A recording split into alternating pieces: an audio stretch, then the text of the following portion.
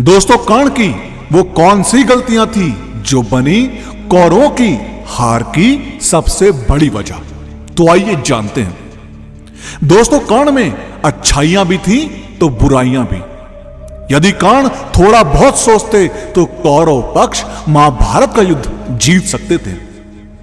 कर्ण के पास अर्जुन से ज्यादा शक्तिशाली धनुष और बाण थे और सबसे ज्यादा उसमें शक्तियां थीं। कर्ण के विजय धनुष में ऐसी खूबियां थी जो अर्जुन के गांडीव धनुष में नहीं थी। लेकिन फिर भी कुछ गलतियां उसे महाभारत के युद्ध में ले डूबी। नंबर 1, कवच और कुंडल। दोस्तों, जब तक कर्ण के पास उसका कवच और कुंडल था तब तक उसे कोई मार नहीं सकता था। ऐसे में अर्जुन की सुरक्षा का कोई आश्वासन नहीं था। तब देवराज इंद्र और कृष्ण ने मिलकर छल के तरीके से उसके कवच और कुंडल दान में मांग लिए। लेकिन काल पुरुष की आकाशवाणी के कारण इंद्र को कवच कुंडल के बदले में अपना अमोघ अस्त्र देना पड़ा। अब अमोघ अस्त्र कर्ण एक बार ही चला सकते थे, जिससे शत्रु कितना भी शक्तिशाली हो वह मारा जाता। नंबर 2, अमोघ अस्त्र। अब कर्ण ने इस अमोघास्त्र का प्रयोग दुर्योधन के कहने पर भीमपुत्र घटोत्कच पर किया था, जबकि वह इसका प्रयोग अर्जुन पर करना चाहता था। यह ऐसा अस्त्र था जिसका वार कभी खाली नहीं जा सकता था, लेकिन वरदान अनुसार इसका प्रयोग एक बार ही किया जा सकता था। यदि कर्ण यह कार्य नहीं करता तो युद्ध का परिणाम कुछ और ही होता। नंबर 3, परशुराम से झूठ बोला। जब द्रोणाचार्य ने कर्ण को ब्रह्मास्त्र विद्या सिखाने से इनकार कर दिया तब वे परशुराम के पास पहुंच गए। अब परशुराम ने प्रण लिया था कि वे इस विद्या को किसी ब्राह्मण को ही सिखाएंगे, क्योंकि इस विद्या के दुरुपयोग का खतरा बढ़ गया था।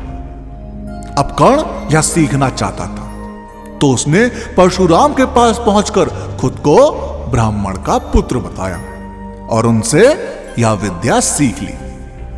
जब परशुराम को यह पता चला तो उन्होंने क्रोधित कर्ण को श्राप दिया कि तुमने मुझसे जो भी विद्या सीखी है वह झूठ बोलकर सीखी है, इसलिए जब भी तुम्हें इस विद्या की सबसे ज्यादा आवश्यकता होगी तभी तुम इसे भूल जाओगे, कोई भी दिव्यास्त्र का उपयोग नहीं कर पाओगे। नंबर 4, कुंती को दिया वचन। एक बार कुंती कर्ण के पास गई और उससे पांडवों की ओर से लड़ने का आग्रह करने लगी। अब कर्ण को मालूम था कि कुंती मेरी मां है। कुंती के लाख समझाने पर भी कर्ण नहीं माने और कहा कि जिनके साथ मैंने अब तक का अपना सारा जीवन बिताया उसके साथ में विश्वासघात नहीं कर सकता। तब कुंती ने कहा कि क्या तुम अपने भाइयों को मारोगे?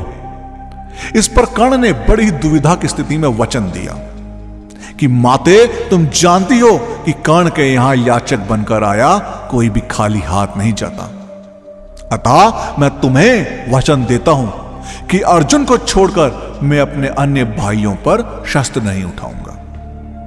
नंबर 5, सर्प की याचना नहीं की पूरी। अब लोक कथाओं के अनुसार माना जाता है कि युद्ध के दौरान कर्ण के तुणीर में कहीं से एक बहुत ही जहरीला सर्प आकर बैठ गया। तुणीर अर्थात जहां तीर रखते हैं, जिसे तरकश भी कहते हैं, या पीछे पीठ पर बंदी होती है।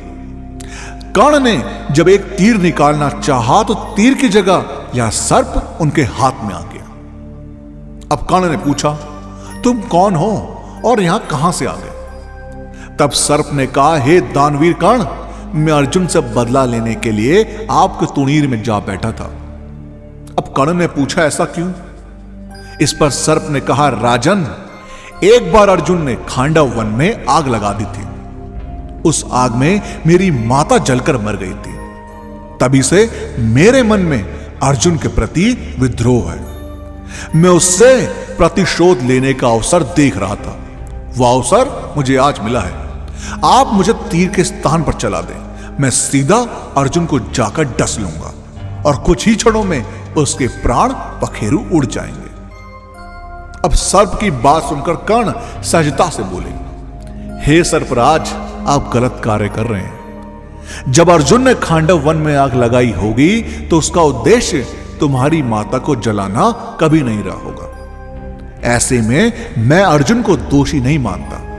दूसरा अनैतिक तरह से विजय प्राप्त करना मेरे संस्कारों में नहीं है, इसलिए आप वापस लौट जाएं और अर्जुन को कोई नुकसान ना पहुंचाएं। यह सुनकर सर्प वहां से उड़ गया।